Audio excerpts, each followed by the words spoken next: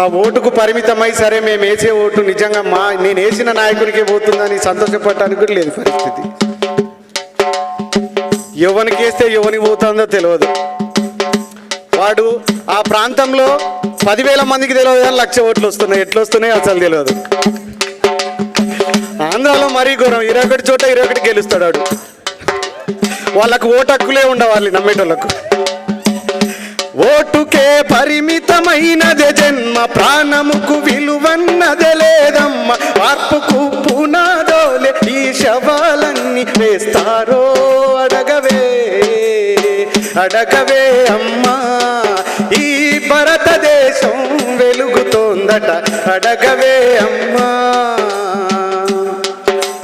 అందుకోసం సమూహ ద్వారా మనం ఈ సమాజానికి ఇవ్వాల్సిన సందేశం, చివరి దశలో ప్రజాస్వామ్యం చెదిరిపోయే ప్రజాస్వప్నం, శిథిలమవుతున్న చిగురు తొడిగే దశలో దేశం శిథిలమవుతున్న మాట సత్యం.